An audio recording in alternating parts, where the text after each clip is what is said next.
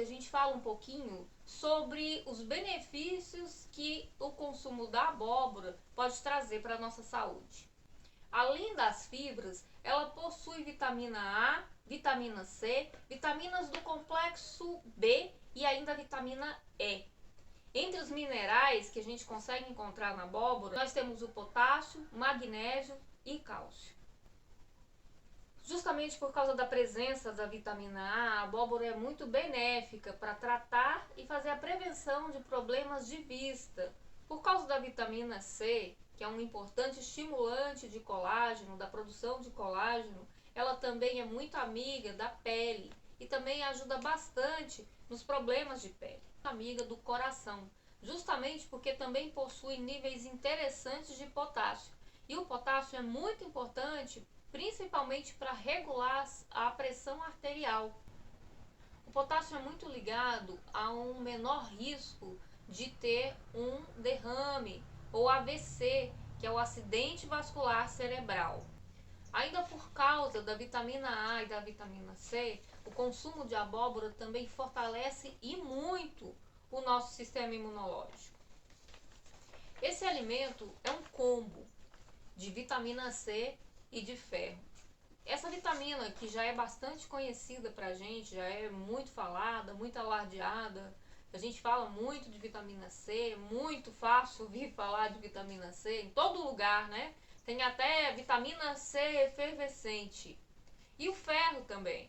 As gestantes estão sempre aí às voltas com aqueles comprimidinhos escuros, né? De ferro para evitar as anemias. Acontece que quando esses dois estão juntos, a anemia é praticamente debelada. É porque para nós sintetizarmos o ferro, a gente precisa da vitamina C. Não adianta só tomar o complexo ferroso e não estar consumindo vitamina C.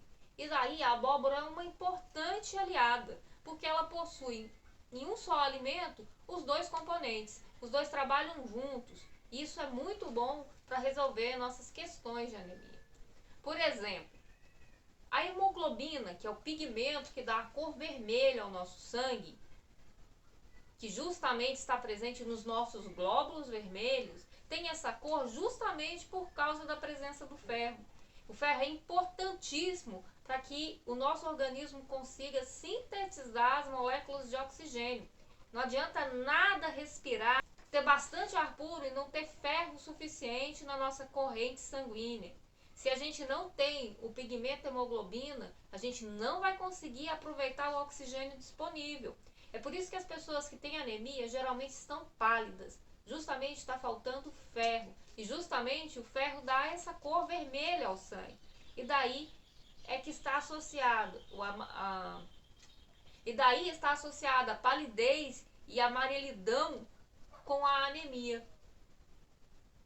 Então é só uma curiosidade que eu estou trazendo para vocês e uma forma de vocês compreenderem por que esse elemento é tão importante para o nosso organismo e por que estar em estado anêmico pode ser muito perigoso. O consumo de abóbora também é importante para a redução do risco de alguns tipos de câncer muito específicos, como o câncer de pulmão e o câncer de pâncreas. Ela tem nutrientes que, balanceados, são capazes de favorecer o nosso sistema imunológico para se defender dessas doenças. Aí você me pergunta, e tem algum tipo de contraindicação para o consumo de abóbora? Praticamente não existe. Diabéticos podem comer abóboras, pessoas com sobrepeso podem e devem comer abóbora, porque inclusive ela tem função diurética, como eu falei para vocês no vídeo anterior. Vai ajudar bastante para eliminar a retenção de líquidos no corpo, justamente porque ela é rica em potássio, como eu falei antes. Agora, existe sempre um risco das pessoas serem alérgicas. Aí, contra alergias, não tem muito o que se fazer. As alergias geralmente têm predisposição genética ou podem ser desenvolvidas ao longo do tempo. Muitas vezes elas se desenvolvem por causa de uma alta exposição a determinados alergenos. É muito comum que algumas pessoas tenham alergias a alimentos que ninguém consegue nem imaginar. Quando a minha irmã falou que tinha alergia a espinafre, a gente achou muito estranho, porque é muito específico, né? Alergia a espinafre. E sim, é possível que as pessoas tenham alergia à abóbora. Para você pode fazer muito bem e não fazer o mesmo efeito benéfico para outra pessoa. Então é sempre muito importante estar atento às reclamações que as pessoas fazem a respeito da tolerância ou não de determinados alimentos. Fora isso, não existe nenhuma restrição ao consumo da abóbora, nem crua e nem cozida nos diversos preparos que são propostos. Agora, no vídeo de ontem eu também falei para vocês sobre o consumo das sementes da abóbora. Eu sugeri que você retire as sementes, lave e leve para torrar no forno ou tostar numa frigideira, que elas são bastante saborosas assim. Só que você também pode consumi-las cruas. Para isso, o que você precisa fazer? Você precisa lavar e deixá-las secarem ao sol. Elas vão ficar crocantes nesse sol. E elas vão ter substâncias diferentes e sabor diferente, tostadas ou secas ao sol. É muito legal fazer variações de preparo de um mesmo alimento. Você vai ter benefícios bem diferentes, dependendo de como esses preparos são feitos. Agora, as sementes de abóbora também são um alimento à parte. Não deveriam nunca ser desprezadas, porque elas têm inúmeras vantagens e inúmeros benefícios para o nosso organismo. É como se fosse um alimento dentro de outro alimento. Nas sementes da abóbora existem dois nutrientes muito interessantes. Um é o magnésio, que volta e meia a gente fala dele por aqui. E o outro é o triptofano. O triptofano é um alimento muito interessante e muito indicado para pessoas com tendência à depressão. A banana, por exemplo, é um alimento rico em triptofano. É muito indicado para pessoas, por exemplo, com transtorno bipolar, porque são substâncias que atuam a nível cerebral e ajudam a combater o excesso de estresse e o excesso de cansaço, além de estimular a memória. Para quem faz exercícios, o consumo da semente também é muito interessante, porque as proteínas que existem nela são proteínas muito importantes para o ganho de massa magra. Elas são importantes porque são alimentos construtivos e vão trabalhar na formação dos nossos músculos. Além disso, por causa da presença de carotenoides também nas sementes e de vitamina E, ela é muito rica em vitamina E, elas também são um alimento muito benéfico porque ajudam a combater os radicais livres e dessa forma ajudam a reduzir muito inflamações no nosso organismo. Com o consumo da semente da abóbora, também é possível obter uma melhora na saúde da próstata e da tireoide. E agora que eu falei em tireoide, eu queria fazer uma observação. É muito comum quando a gente fala tireoide, alguém falar assim: nossa, que pena, que bom que eu não tenho tireoide. Na verdade, o que a pessoa não tem é doença na tireoide. A gente tem o hipertireoidismo e a gente tem o hipotireoidismo. O hipotireoidismo se caracteriza porque a nossa glândula, que fica localizada bem aqui, nessa região, que é a tireoide, e é uma glândula muito importante para as muitas funções hormonais que nós temos no nosso organismo, o hipotireoidismo significa que ela não está funcionando como deveria estar funcionando. No caso do hipertireoidismo, muitas vezes ela está funcionando muito além do que deveria estar, sobrecarregando o nosso corpo. Então, lembre-se, tireoide todo mundo tem. O que várias pessoas têm são disfunções nessa glândula importante. As sementes de abóbora também ajudam a combater parasitas intestinais, os vermes, as lombrigas.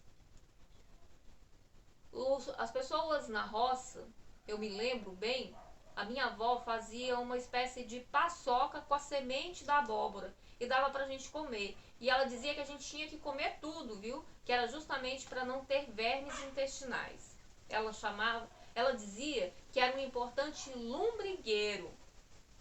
E também era usado como purgante, porque por causa da grande quantidade de fibras, pode ser que você, se consumir demais, tenha uma grande dor de barriga. E por falar em dor de barriga, olha só que coisa.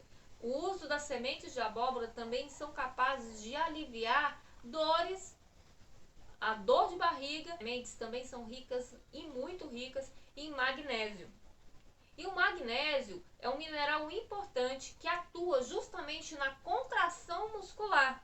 E são essas contrações musculares que nos dão a sensação de dor. Inclusive, as famosas cãibras são contrações musculares e também podem ser bastante aliviadas com o uso de alimentos que tenham magnésio e potássio. As sementes de abóbora também ajudam a regular os níveis de açúcar no sangue. E por isso é importante que pessoas com diabetes façam o consumo das sementes da abóbora, porque a sua quantidade de fibras e de magnésio vão colaborar para que esses índices estejam sob controle, estejam atuando em normalidade. Enfim, como vocês puderam perceber, o consumo da abóbora e de outro alimento que está dentro dela, que é a semente, tem inúmeros benefícios para a nossa saúde. Sem contar que os sabores que a gente consegue com a abóbora são diversos. Você pode fazer muitas receitas com a abóbora, além daquele clássico refogado que a gente faz. Perceberam quanta ciência está envolvida no consumo, na produção dos alimentos e no consumo dos alimentos? Por falar em ciência, se você tiver um pouquinho de paciência hoje, a gente vai ter uma conversa longa na cozinha, vendo as nossas receitas de hoje. Hoje a gente vai fazer um pão com abóbora. E aí eu vou aproveitar para contar para vocês como que acontecem algumas reações muito importantes na confecção do pão. Desde o momento em que você mistura os ingredientes até o momento em que ele fica pronto. Quem sabe aí você não entende alguns conceitos que você não entendeu lá no ensino médio, quando os professores traziam para vocês algumas aulas de química, ou de física, ou de biologia. Pois é, a cozinha e o campo, o trabalho com a terra, são verdadeiras aulas para a gente entender muita coisa que a gente está vendo lá na escola e não consegue compreender como elas são aplicadas na nossa vida prática. E quando a gente consegue entender como as coisas funcionam, a vida fica muito mais fácil. Para fazer esse pão de abóbora, eu vou utilizar a abóbora assada. Eu expliquei no vídeo anterior que quando a gente assa a abóbora ou cozinha no vapor, ela vai manter mais suas propriedades, essas propriedades nutricionais, vitaminas, sais minerais que ela contenha não vão se transferir para a água. Mas não é só isso. Como é um alimento que já tem boa parte do seu peso em água, para receitas que vão farinha de trigo ou outras farinhas, ela pode interferir bastante no resultado final. E como você quer sabor, é melhor que não fique lavado, se é que vocês estão me entendendo. Então, o que eu fiz? Eu separei 2 xícaras bem caprichadas da abóbora picada e coloquei para assar no forno. Quando elas já estavam quentes e bem macias, eu coloquei as 2 xícaras dentro de um recipiente e bati com um mixer. Eu transformei num purê. E depois eu coloquei quantidade suficiente para completar as 2 xícaras, porque no forno a minha abóbora desidratou, perdeu bastante do seu volume. Então é isso. Esse é o líquido que nós vamos usar. É lógico que dependendo da farinha de trigo que você estiver utilizando, ela pode vir lá na frente pedir um pouco de água. Então, a gente já vai deixar aqui separado um pouco de água filtrada.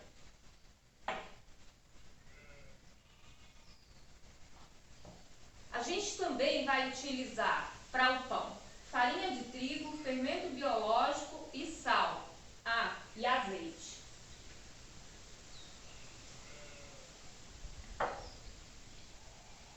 Na verdade, para fazer qualquer pão, você precisa ter o trigo, a água e o sal. Daí você já pode fazer, por exemplo, o pão asmo, que é o pão sem fermento, que você pode cozer nas brasas ou numa chapa. É um pão bem gostoso para você comer com um patê, fazer um sanduíche. É um pão bem interessante. Qualquer dia desses eu posso ensinar vocês aqui. Depois disso, a gente tem variações onde entram as leveduras, que são os fermentos.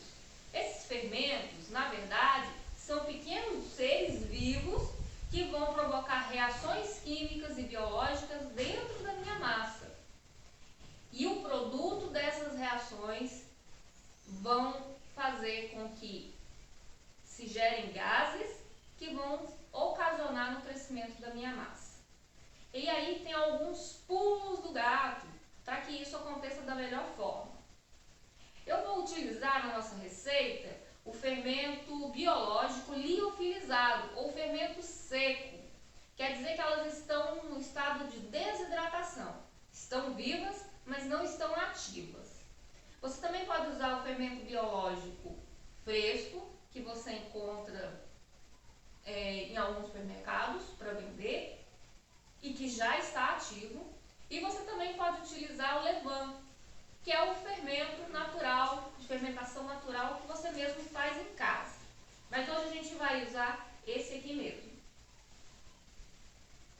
Como eu vou começar partindo do líquido, é interessante você saber que algumas massas são mais hidratadas.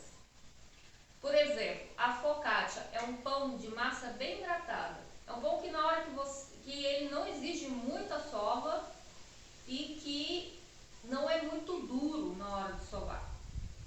Geralmente são os pães mais interessantes para você fazer aquela casquinha crocante.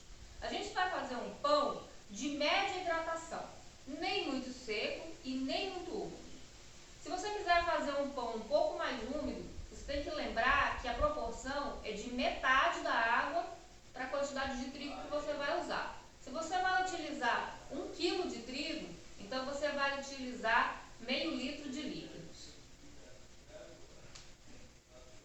Eu tenho 2 xícaras aqui de purê de abóbora. Como eu falei para vocês, elas foram assadas, foram trituradas e depois eu completei o líquido para dar as minhas 2 xícaras.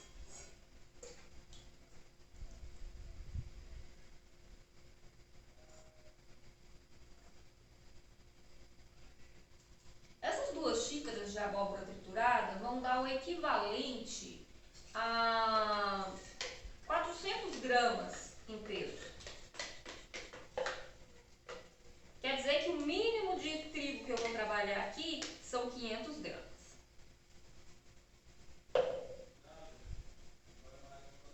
Eu já vou fazer a ativação do meu fermento aqui mesmo.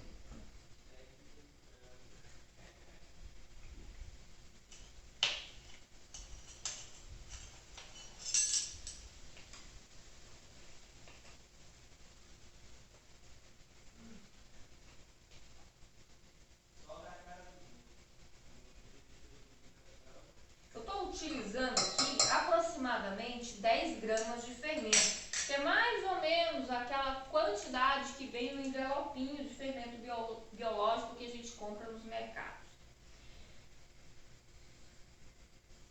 Se você quiser um pão, e eu garanto para vocês que o sabor é ainda melhor de fermentação lenta, quando os pães têm fermentação lenta, acontecem reações químicas nessa fermentação que vão fazer alterações de sabor muito agradáveis. Vai ser um pão mais aromático. Então a dica que eu trago para vocês é a seguinte: você vai usar metade da quantidade do fermento. Pode fazer de noite, antes de dormir. Você mistura, faz a sua mistura, a sua massa, colocando a metade do fermento, cobre com um pano úmido e deixa na geladeira, lá na parte mais baixa, para não ficar muito gelado, mas para deixar bem lento esse processo. No outro dia de manhã, você já vai ter uma massa crescida dentro da geladeira. Você vai tirar da geladeira e vai deixar para igualar um pouco com a temperatura ambiente. É a troca de temperatura que a gente estuda lá em física. Então, o que vai acontecer? Você vai poder colocar na forma, terminar de modelar o seu pão, deixar que ele passe por um outro crescimento e colocar no forno para assar. Faz muita diferença quando a gente faz esse processo hoje. Hoje a gente vai fazer pelo processo tradicional. Então eu utilizo sim um pouquinho a mais da torna esse processo de fermentação mais lento.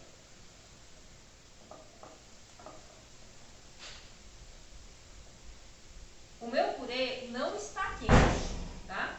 Para você não matar as leveduras que são presentes no fermento biológico, é muito importante que a temperatura esteja abaixo de 40 graus, que é quando você pode encostar essa parte mais fina do braço no líquido e ficar ali muito tempo só sentindo que tá aquele calorzinho gostoso, mas que não tá deixando a sua pele vermelha e nem irritada.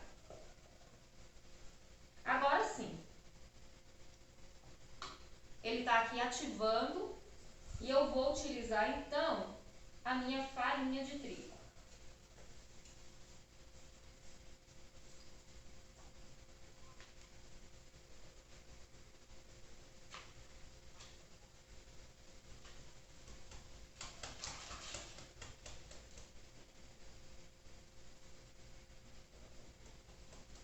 Eu vou começar com aproximadamente 2 xícaras.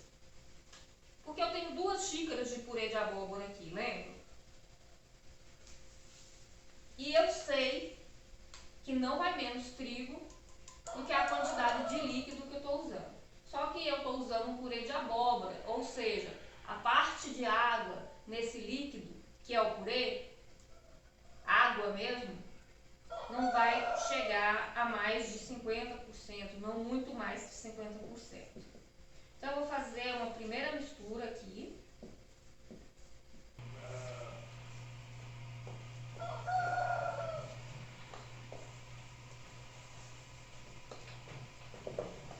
E vou usar a minha regra, certo? Qual é a regra? Eu vou usar de farinha de trigo o dobro da quantidade de líquido.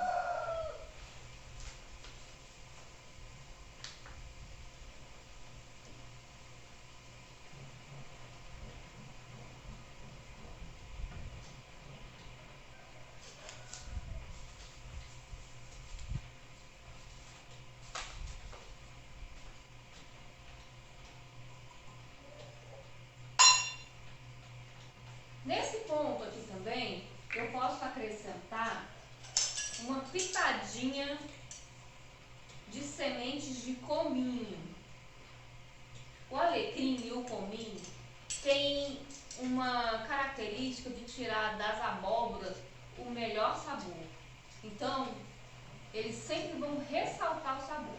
Eu gosto de colocar o cominho em grãos inteiros, porque eles vão ficar bem espalhados no pão. O calor vai liberar um pouco do aroma, mas o gosto vai ficar suave. Então, quem não gosta de cominho não vai ter muito para reclamar. Mas quem gosta também vai ficar feliz.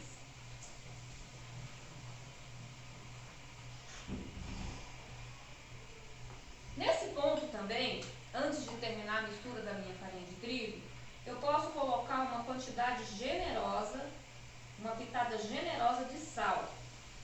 Eu não coloco isso direto em cima do fermento, porque o sal pode atrapalhar o processo de fermentação se for colocado em contato direto.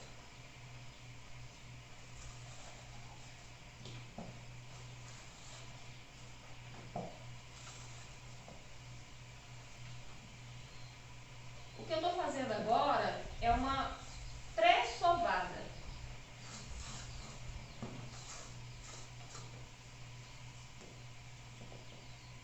Eu vou tentando agregar os meus ingredientes da melhor forma possível, ainda usando a minha espátula.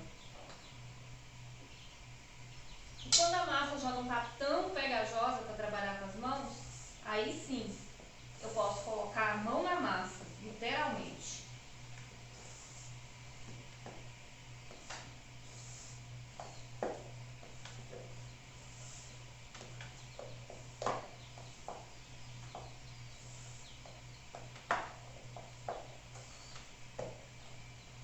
Uma massa bem hidratada vai ficar assim, um pouco pegajosa nas mãos. Mas como eu coloquei esse sal por último, ele também vai ajudar para que ela não grude tanto. Porque ele está em contato ainda com as minhas mãos e a massa. E acontece uma reação aqui que faz com que a massa não grude tanto nas minhas mãos.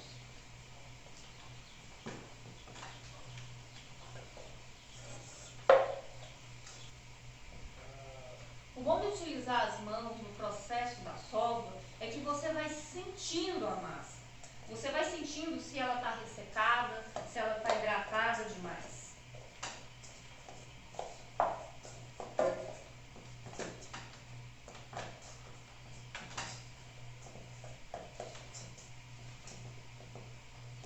Eu posso terminar o meu processo aqui mesmo dentro da minha bacia, mas eu vou colocar na mesa para vocês verem mais ou menos o ponto. Eu vou polvilhar com um pouquinho de trigo, só um pouco, só para ela não colar na minha bancada.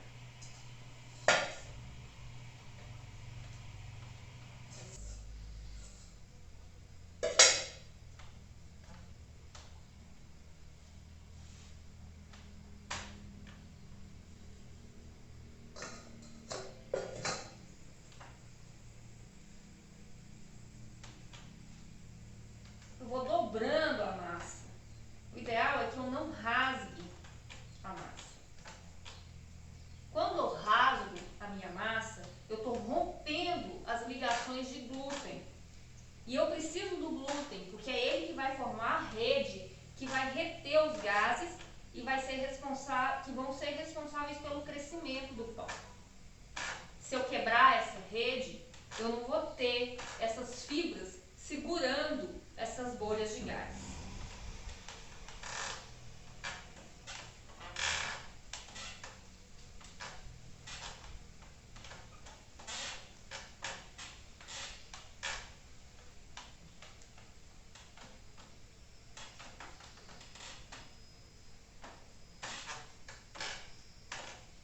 Então eu não preciso fazer muita força nesse trabalho.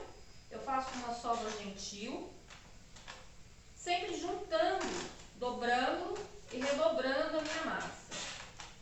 Eu aperto, rolo e junto novamente. Isso vai fazer com que o glúten, que é elástico, vá criando essa rede que eu quero.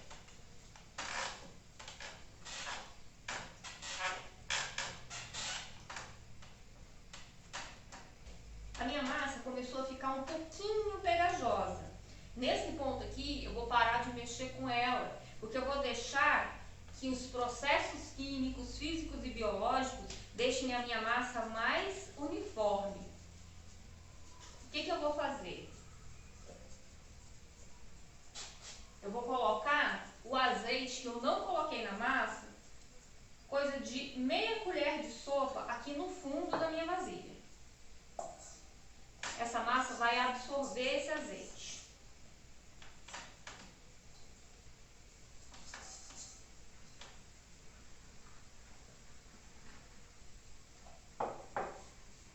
E agora eu vou colocar sobre a massa um pano úmido que eu já deixei separado. Eu coloco o pano úmido porque como a gente está no inverno, o ar tende a ser muito seco. E eu quero que essa massa não fique ressecada, eu não quero que ela crie uma crosta antes dela completar o crescimento. Então eu vou cobrir aqui a minha bacia com esse pano úmido. Eu vou deixar 20 minutos. E nesses 20 minutos vai acontecer uma reação que nós chamamos de hidrólise. Nessa hidrólise as proteínas vão ser quebradas e vão se tornar mais flexíveis. E no momento em que eu fizer outra dobra na minha massa, ela vai se tornar mais elástica e mais homogênea. Embora um pão fique em torno de 20, 30 minutos no forno, que não é muito tempo, é demorado trabalhar com pão, porque exige o tempo do crescimento. E por isso é legal essa forma de fermentação lenta nas geladeiras, porque enquanto a noite passa, você está dormindo e não vê o tempo passando. Mas esse tempo é necessário, porque é um processo mesmo. É um processo onde as químicas acontecem, as interações biológicas acontecem e aonde toda essa rede de glúten que vai segurar os gases provenientes da fermentação vão se formar. Eu vou fazer aqui a segunda dobra, mas a minha massa já quase dobrou de volume.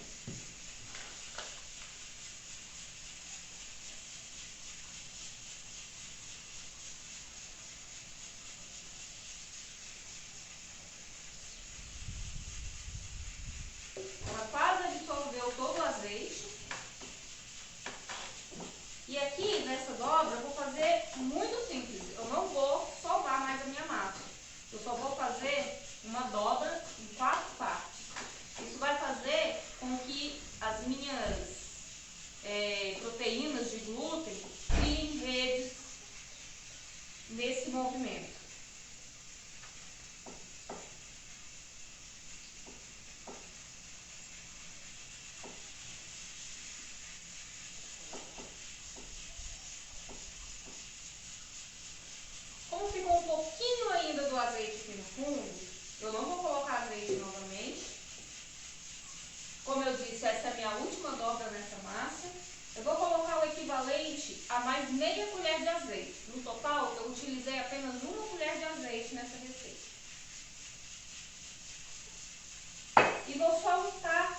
a massa aqui por fora mesmo, sem apertar, delicadamente.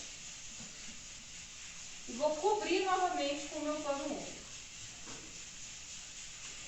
Vocês viram que eu não utilizei água, não foi necessário. A massa ficou macia e elástica.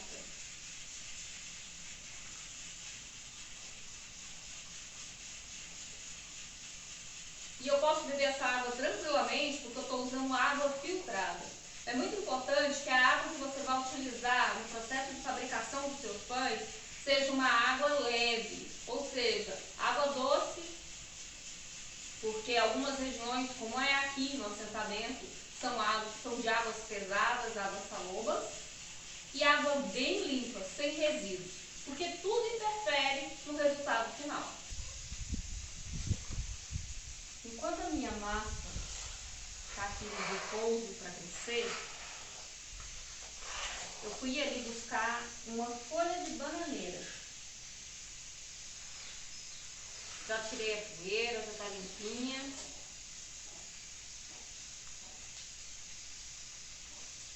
Vou tirar esse talo aqui que os animais vão comer daqui a pouco.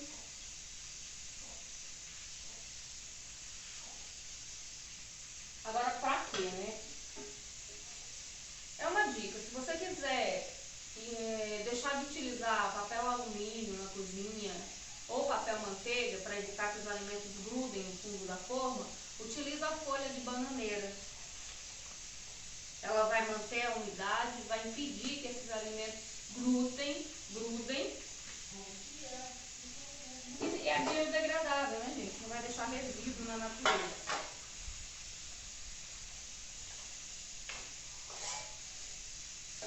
Vou fazer um molde aqui com a minha forma.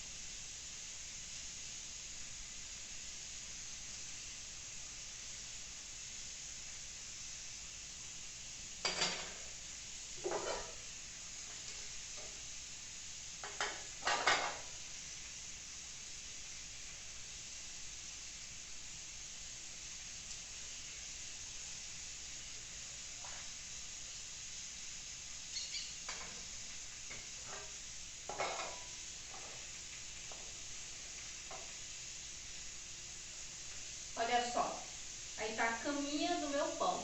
Essa dica aqui eu aprendi com a Neide Rigo. Já falei dela pra vocês aqui diversas vezes aqui no canal.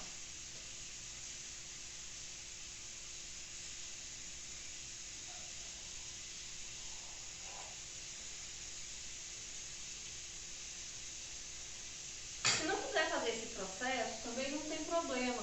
Você pode enfarinhar bem a forma, que vai dar tudo certo também. Mas eu achei legal trazer a dica pra vocês.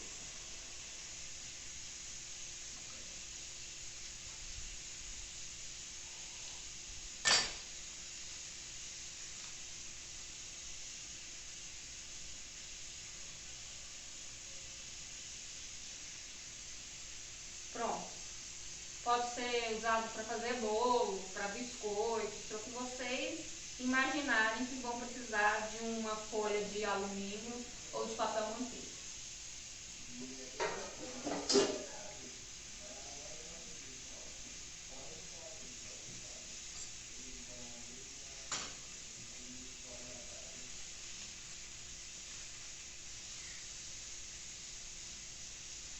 O restante vira comida para os animais.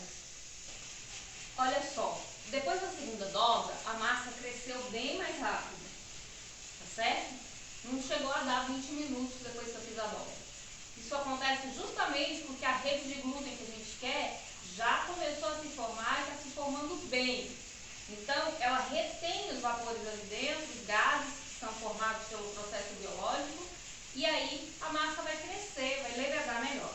O que eu vou fazer agora é dar forma para o meu pão, vou dar mais uma sovada bem de leve, uma dobra. e vou colocar na forma onde ele vai ser assado.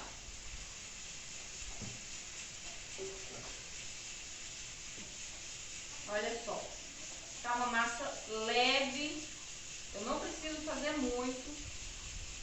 E já começam a dar bolhas aqui fininhas, tá bom?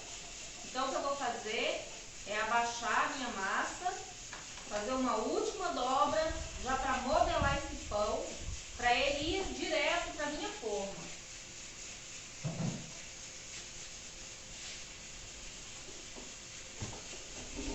A forma eu preparei aqui para vocês com a folha de bananeira, tá bom?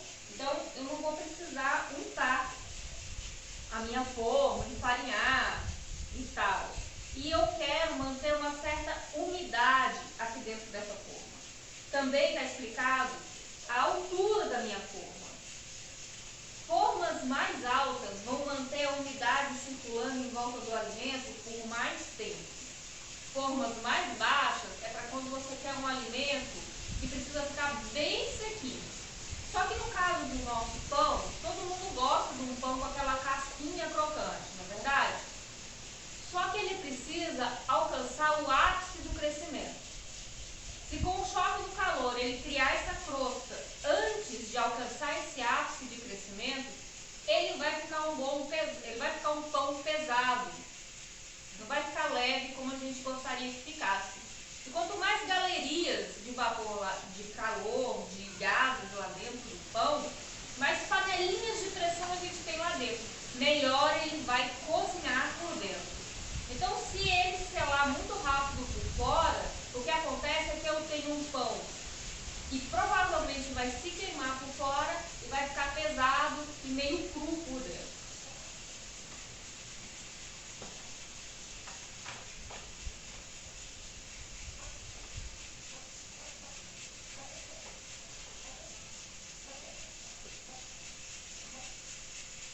Lembrando que eu vou cuidar para não rasgar a minha massa.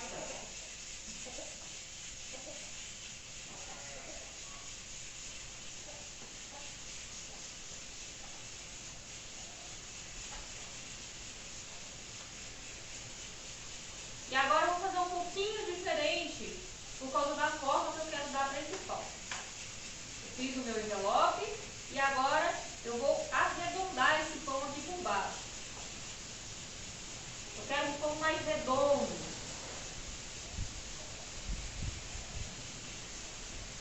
Ele absorveu bem.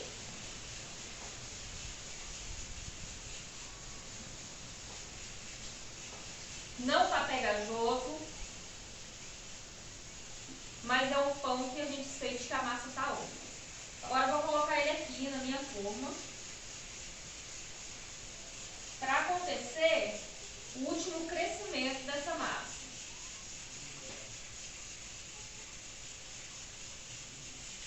O meu pano, o tempo está tão seco que está no inverno, que o pano está praticamente seco. Eu vou umedecer ele mais um pouco para eu colocar aqui por cima.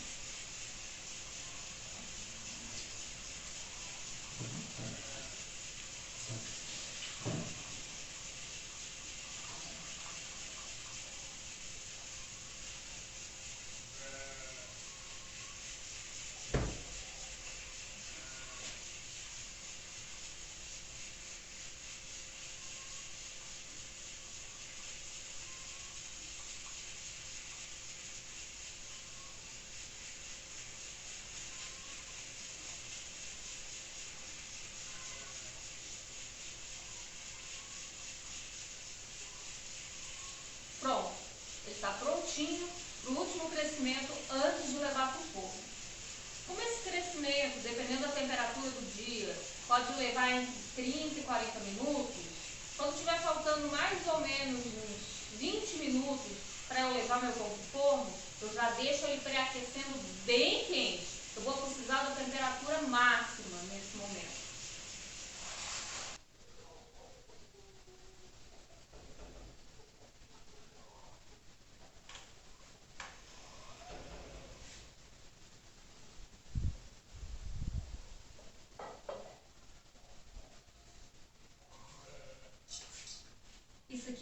dica para quando você for assar pães grandes como esse que nós estamos fazendo. Pães de 400, 500 gramas para mais. É fazer uma cúpula para que o ar quente e úmido circule por ele por mais tempo, até que ele alcance o ápice do crescimento. Aí, a sugestão que eu tenho é que você aqueça essa cúpula, que pode ser uma panela. Pré-aqueça no forno pelo mesmo tempo que você está pré-aquecendo o seu forno, tá? Não precisa fazer a técnica da cúpula se você vai assar pães pequenos, ou talvez você não tenha uma bacia ou uma panela que sejam bem grandes a ponto de cobrir o seu pão e ao mesmo tempo ficar bem longe dele para que ele não cole nessa cúpula que a gente está fazendo.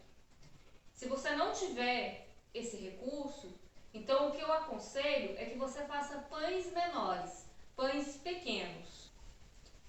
E aí, no caso dos pães pequenos, que você quer que cresçam no seu ápice e que fiquem com a casquinha crocante, a sugestão é a seguinte: você pode pegar pequenos recipientes de metal, pode ser uma forminha de bolo inglês, e você vai colocar água e vai deixar dentro do forno para que gere vapor ali dentro. E aí, quando você assar os seus pães, depois de 20 minutos, você vai lá e retira a vasilha que está com a água quente lá dentro, gerando esse vapor. A umidade vai impedir que a crosta se forme e vai colaborar para que esse pão cresça. Então, gente, nosso pão aqui tá grandão, lindão, mas falta fazer uma coisa muito importante, que é o risco. É pelo risco que vai ter uma saída de vapores quentes que estão aí, e é por aí também que ele vai expandir o crescimento. E esse que vocês ouviram falar, vocês ouvem todas as vezes nas minhas publicações e postagens aqui no canal, é o Flávio, porque ele sempre tem que aparecer, porque na verdade ele sempre está em tudo mesmo. Bom, eu vou pedir a ajuda do meu universitário aqui para fazer o risco. A cúpula já está aqui no forno, pré-aquecendo junto com o forno. É muito importante que ela esteja quente, bastante quente, porque é esse choque de calor que vai fazer com que a crosta do nosso pão fique crocante. Não é, universitário? Eu vou trazer a câmera para mais próximo para vocês poderem acompanhar esse processo da riscagem. Isso.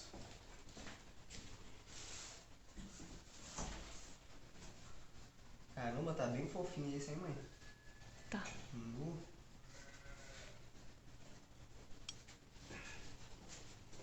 precisa ser muita farinha não, só pra dizer que jogou mesmo. E dá um charme também, né? Dá. Vamos lá. Fazer uma coisinha mais simples. Tinha planejado alguma coisa mais, sabe? É melhor não abusar muito da sorte.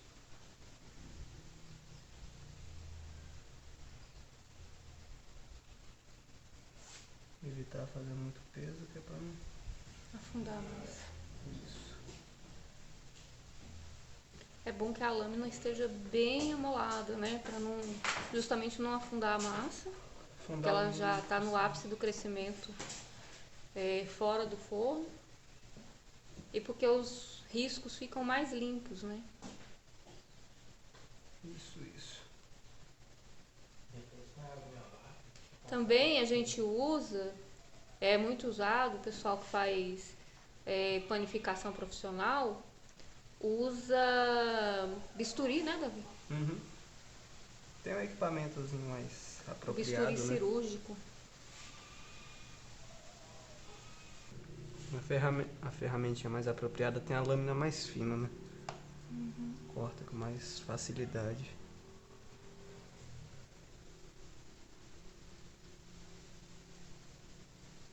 Para riscos longos, pode usar o peito da faca em vez da ponta também, que ele vai correr melhor. Isso. Nosso pão de abóbora vai ter até arabescos, olha só.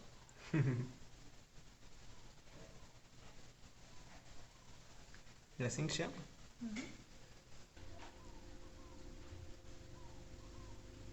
Davi tá quase terminando o risco. Na hora que tiver assado, a gente mostra como que ficou o desenho final.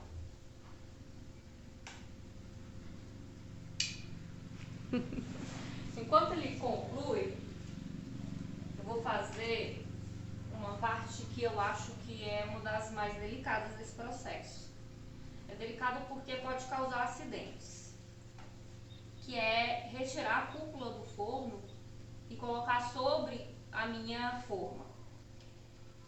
Ela vai virar tipo uma panela de pressão ali dentro e os vapores vão circular ali dentro antes de escaparem para fora do pão.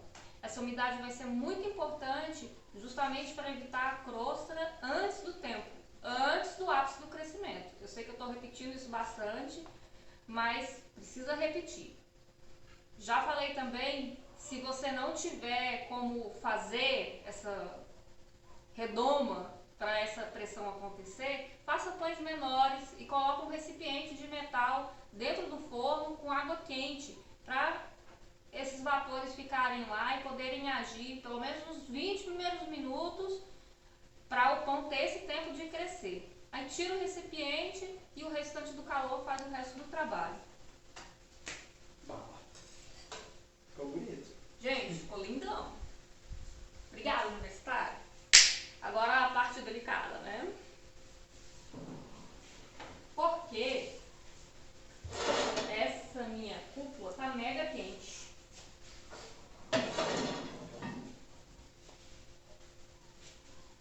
E tá tão quente que esse pano aqui é de microfibra. Ele não aguenta esse tanto de calor. Eu vou ter que usar um pano de algodão. Será?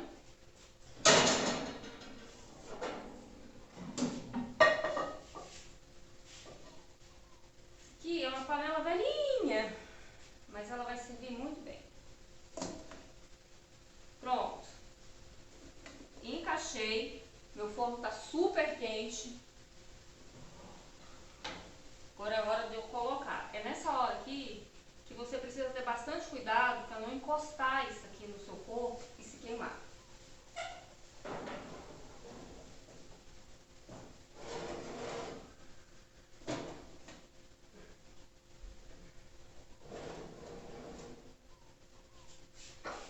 Ela precisa ficar assim, tampada, nos primeiros 20 minutos, para gerar bastante vapor ali dentro. Deu os 20 minutos e agora eu vou tirar a cúpula de cima do pão. Para você fazer isso, olha, já começa a ter um cheirinho de pão na cozinha.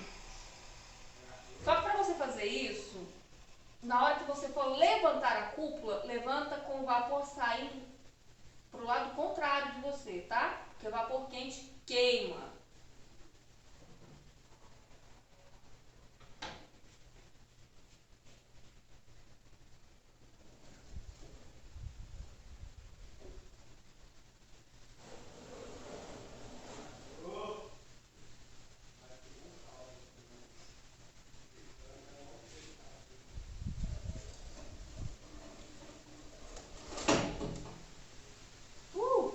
Cresceu. Tá bonito.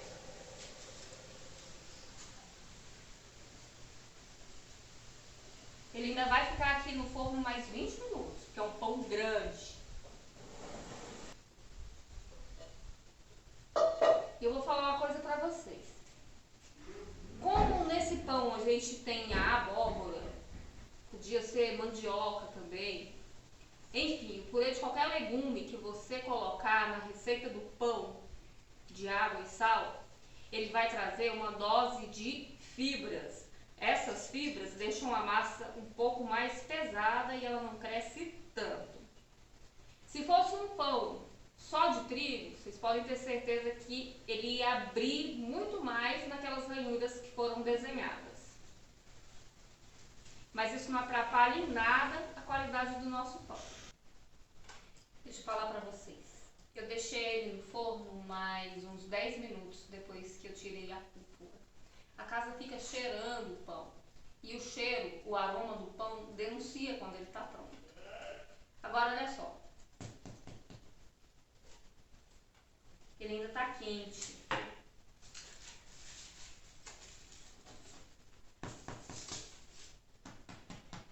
Viu só? E a palha de bananeira, ela ajuda, ela não impede que ele cozinhe da forma correta e também não fica transpirando. Então ele não fica aquele bolo mole por baixo, então ele não fica aquele pão mole por baixo, tá? Com a crostinha bem feita em cima, mas por baixo ainda tá macio, tá? Não ficou crocante.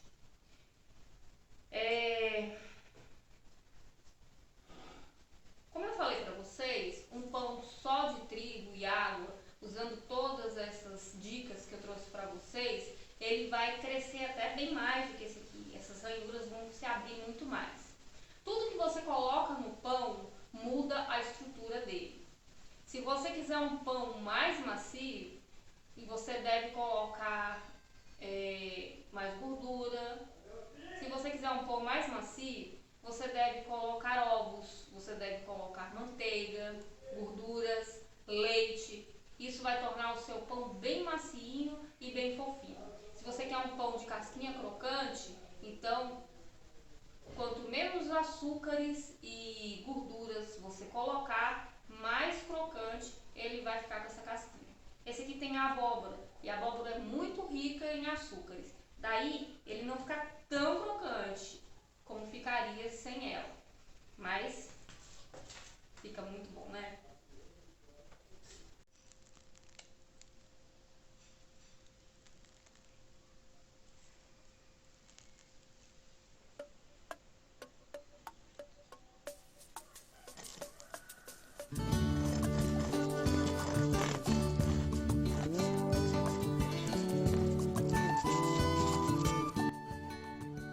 Um pão com abóbora na massa, por causa dos açúcares e da fibra, sempre vai ficar um pão macio, fofinho, mesmo que você não coloque muitos ingredientes, e muito nutritivo. Com o povo tem que estar, é um bem que Deus deu, ninguém pode nos tomar. A semente é do povo, com o povo tem que estar, é um bem que Deus deu, ninguém pode nos tomar.